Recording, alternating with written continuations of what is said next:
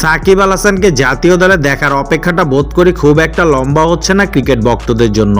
রঙিন পোশাকে টি-20 বিশ্বকাপ আর সাদা পোশাকে সাকিবকে সবশেষ দেখা গিয়েছিল ভারতের বিপক্ষে কানপুর টেস্টে। এরপর দেশের মাঠে নিজের বিদায়ী টেস্ট খেলতে চেয়েও তিনি পারেননি দেশে তৈরি হওয়া আন্দোলনের কারণে। কিন্তু সাকিব আল হাসান আরও একবার ফিরেছে লাল সবুজের জার্সিতে। বিষয়টি নিশ্চিত করেছে সাকিব নিজেই। দুবাইয়ে আবুধাবি টি10 লিগ শুরুর আগের দিন হাজির হয়েছিলেন 10 দলের অধিনায়ক। সেখানেই সাকিবকে প্রশ্ন করা হয় জাতীয় দলে ফেরা নিয়ে। সাংবাদিকদের সেই প্রশ্নের জবাব সাকিব দিয়েছে এক লাইনে, অনেকটা হেসেই বলছিলেন, এই টুর্নামেন্টের পর দেখা যাবে। এরপরে জানতে চাওয়া হয় আসন্ন চ্যাম্পিয়ন্স ট্রফিতে আপনাকে দলে দেখা যাবে কিনা। সেখানেও সাকিবের ছোট্ট উত্তর, এখন এই টুর্নামেন্ট নিয়ে পুরো ফোকাস করছি। আবুধাবি টি10 লিগ শেষ হবে আগামী 2 ডিসেম্বর।